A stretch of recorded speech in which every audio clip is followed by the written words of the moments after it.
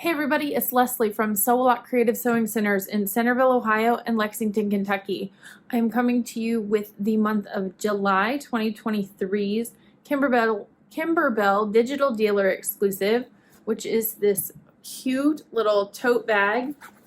It's got handles, we've added a leather bottom to it, and really cute little fun embroidery. So I hope you enjoy the project, and if you have any questions, you know where to find us. Let's go get it done. So as we get ready to prep our bag to create the proper placement for our embroidery design, I've already taken my bag and pressed it out flat with a little bit of best press starch. I'm going to take it from here and I'm going to fold it in half lengthwise with right sides together, aligning my handles.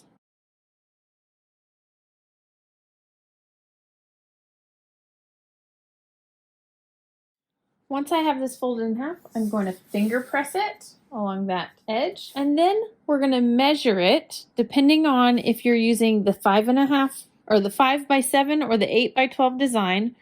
We're going to mark this by measuring it down from the top, either 7.5 inches or 6.5 inches. So if you're using the 5x7 design, we're going to measure down 7.5 inches.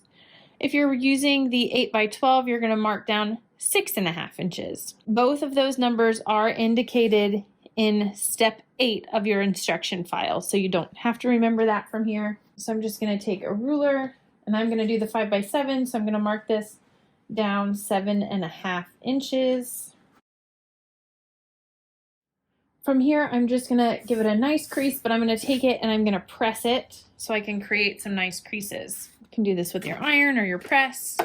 And then I'm just going to leave this folded and I'm going to set it aside for now. So we're not unfolding it once you've pressed it, we're just leaving it folded.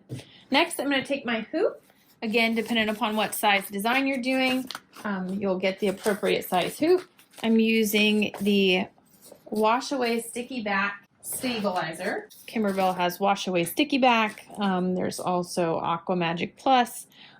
Any of that sticky back wash away of good quality is what you're looking for. I'm going to make sure my hoop is released, and I'm going to hoop this with the paper side up.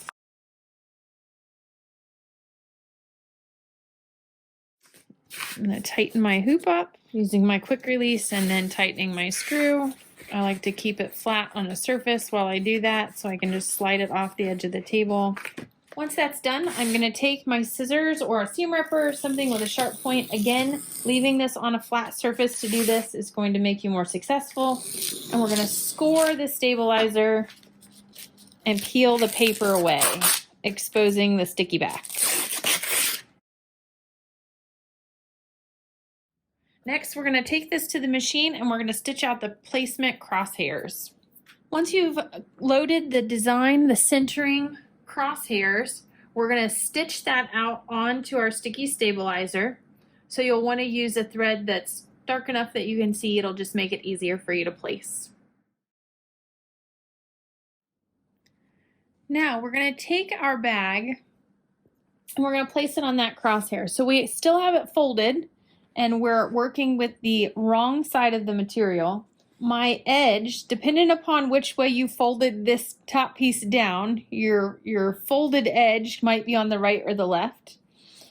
I'm going to take my folded edge, and if it's on the left, I'm going to adhere this to my crosshair in the lower part of the one going across and to the right of the one coming down the middle.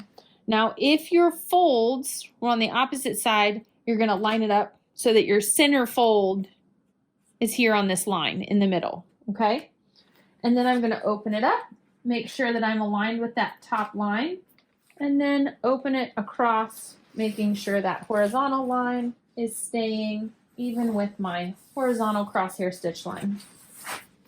And then I'm just going to open this up and make sure everything is stuck down nice and flat. And then we're ready to take it to the machine and stitch. So now that we've got our hoop stabilizer in place and our bag positioned where we would like the embroidery to stitch, we want to make sure we have all of our supplies ready to go. So you've got your glitter vinyls in pinks and green. You want to remove the plastic covering from those. So you're just going to peel that covering off so that you're not accidentally stitching over it. You'll also have a piece of iridescent mylar to go with your glitters, felt for your sand, and a piece of foam and yellow fabric that are going to be your sun. So make sure you have all those ready to go and you can set them aside. I like to have my thread colors ready and we'll get stitching. So now that we have positioned our bag in the hoop, you want to make sure you discard your centering crosshairs and pull up your High Tide Good Vibes embroidery design in the size you've chosen and measured down for. And then we're going to stitch out what is the first color, which is going to be the words as well as the edge around the hoop.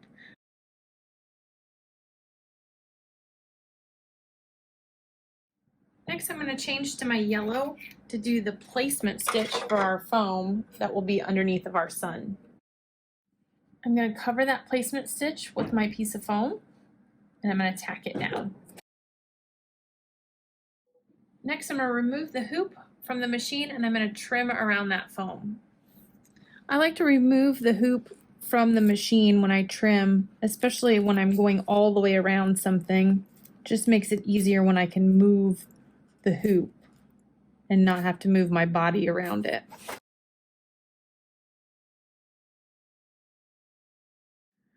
Once I've trimmed around it, I'm going to place my yellow fabric over top, and I can tape this in place if I feel like that's necessary, or I like to press and starch my fabric before I start. Helps to keep things in place a little bit better, gives you a nice crisp look. And then we're going to tack this down. Once you've put the hoop back on the machine, a couple things you want to check before you start stitching. Make sure the sides of your bag or the underneath, as well as the handle on the top, haven't gotten caught under the hoop. We don't want to end up stitching those to the back side of the bag. And then we're just going to stitch that tack down around the yellow fabric. So my bad. Technically, before we put the fabric down, we should have stitched a placement stitch, which was what stitch number 4 was in the scheme of things. I've already placed my fabric and that was stitch 4. I'm going to go ahead and stitch step 5, which is our tack down stitch, just to make it more secure. 4 only goes around once. I always get ahead of myself. Again, I'm going to remove the hoop from the machine and I'm going to trim around the sun. You want to make sure that you get nice and close up to that stitch line. That's why it's really important to tack it down with step number 5. So if you tacked it down with step 4, go ahead and stitch step 5 as well. And then you want to trim this nice and close to those stitches because it's going to do a fun decorative stitch around the edge. Not a real wide satin stitch. So you want to make sure that you have as much of the edge of that fabric gone as possible without cutting through those stitches.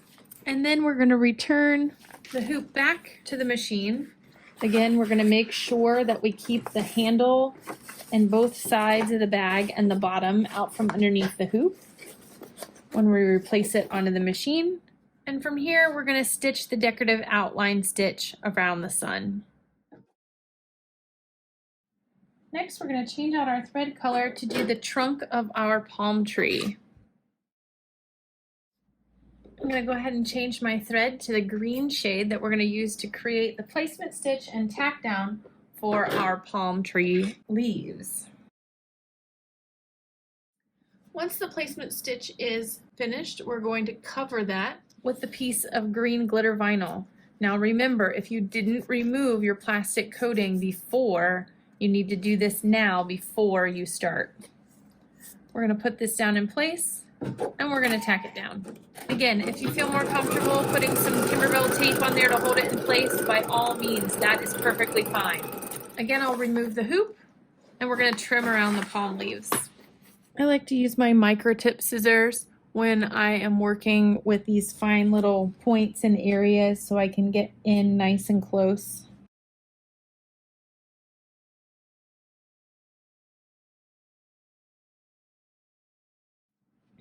Once you have this all trimmed, you're going to want to take a pressing cloth, or you can use the edge of your bag and fold this over the palm tree and put your warm iron on this for about 10 to 15 seconds to heat set that vinyl so that it adheres down to the background and won't shift. So I'm going to take that to my ironing board and take care of that.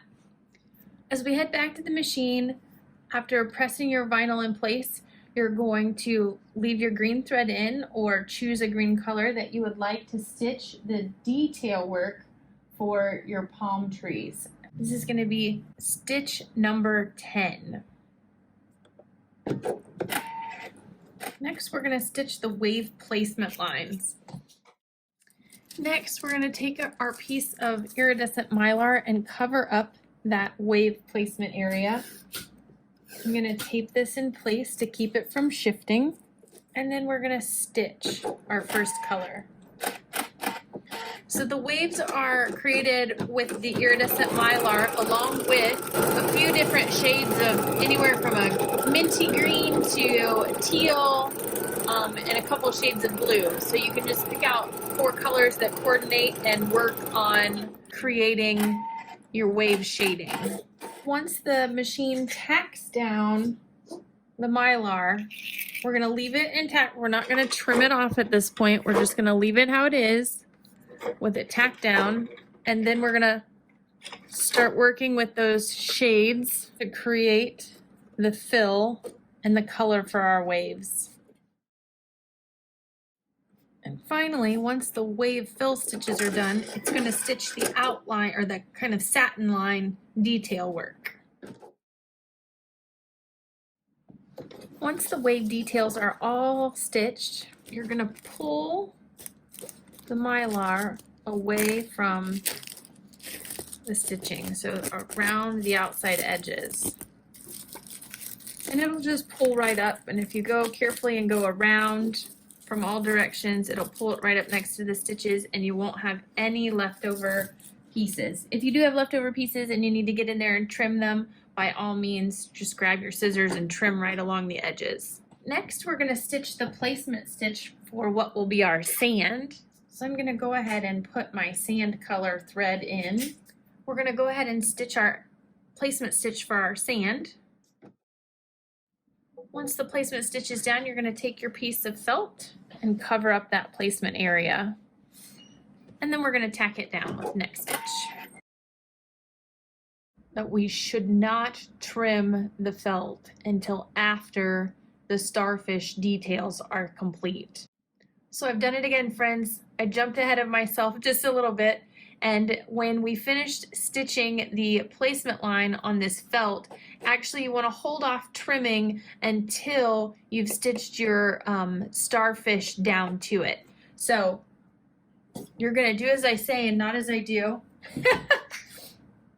Because I've already cut mine out, and we're just going to put our thread in to stitch the placement lines for our pink glitter starfish. Once those placement stitches are there for the 2 starfish, you're going to take a piece of your pink glitter vinyl on the right and on the left, cover up both of those areas, and then we're going to trim around both of those starfish. Again, I'm going to use my tiny microtip scissors.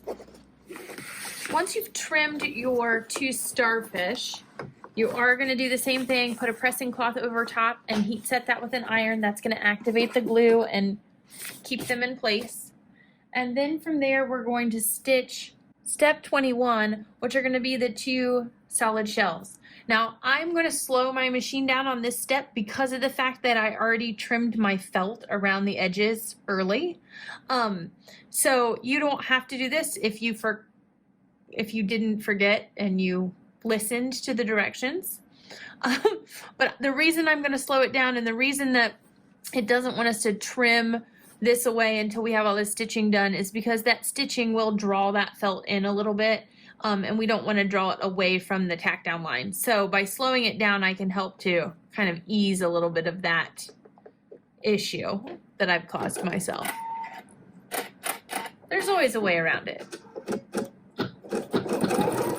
Now that our embroidery is complete, You are now, if you haven't already, going to trim around your felt, leaving an 1/8 to a 1/4 inch, whatever makes you happy and what you like, to give you a nice clean cut there. And then we're gonna get ready to finish off this bag, adding the base with the leather and talking about options for trims, maybe decorative stitches, things of those sorts that we can embellish the bag with as we stitch it up. So once the embroidery is complete, we're going to remove it from the hoop and we're going to trim away the excess stabilizer. I'm just going to flip it to the back, use my scissors, being careful not to cut the bag. And because we've used wash away from here, you're going to take this and you're going to soak the bag to rinse away the excess stabilizer. You can trim up any extra jump threads you might have as well. Then you're going to lay it flat to dry. Once it's all dry and we're ready to add the base and stitch up the sides of the bags, we will do that in our next step. So now that we are complete and ready to stitch on our base, we are going to create a center line, which is going to be the very bottom. So we're going to take the bag and we're going to fold it in half, right sides together, matching up your handles at the top. I'm going to finger press this down, creating that nice line when I open it back up. So I have a nice straight line to work off. And then from here, we are going to measure 4 inches to either side of that center line we just created. So I'm going to put my ruler on the center line at 4 inches and 4 inches down from that center line. And I'm going to mark it. I'm going to use a wash away pencil. And we're going to do the same thing on the opposite side. We're going to go 4 inches from the center. And if you need to mark that line with something so you can see it a little better. And then we're going to mark this side as well. Essentially, this mark to this mark should be 8 inches. So by measuring 4 from the center to right and 4 to the center of left, we've created an 8-inch base. Once we have that marked, you're going to take your piece of blue leather and you are going to face it right side up. Now this piece is 8 and we've cut it down to 22 inches wide. So you've got your piece of leather, it's 8 inches wide, that's how it comes, and you're going to trim it to match the length of the bag. From there, I'm going to use Wonder Clips to hold this in place, and you've got it centered between those 2 lines you've just created. Wonder Clips are great because they're flat on one side, so they ride nicely along the bed of your machine. And then I'm going to load my machine with a matching color thread so that I can top stitch this down. I've threaded my machine with matching thread to the teal leather that I'm using. So we're going to set the machine to a straight stitch. I like to lengthen mine to at least a 3.0 length for top stitching. And we are going to stitch this down, top stitch on both sides.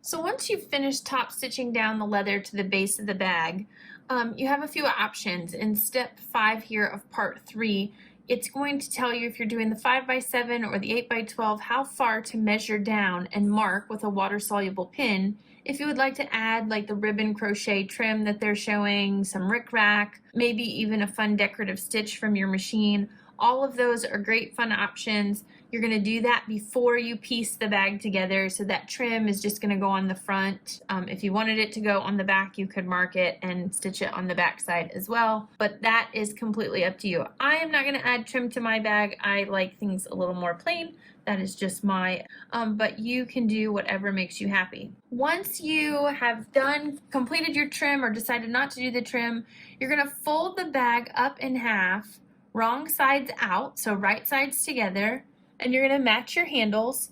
And then once you align it down both sides and match those handles, I'm going to use Wonder Clips and clip the side of the bag, and we're going to seam that up with a 1/2 inch seam allowance from the bottom to the top. Because the bag already has serged edges, we don't have to worry about fraying or anything of that nature. We're just going to have that folded up, and we're going to stitch both sides of the bag up. Make sure you back tack at the front and at the end, or tie off, tie on, just to reinforce that just a little bit. Now, if you have a serger and you want to serge those edges, by all means, you can serge right down that side and finish it that way, but you don't have to get that serged edge.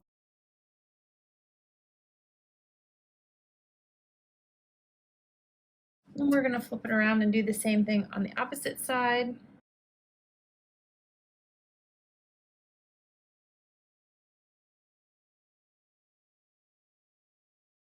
And then to box off the corners, we're just gonna take and lay this out and do some more marking, and then we'll stitch those across.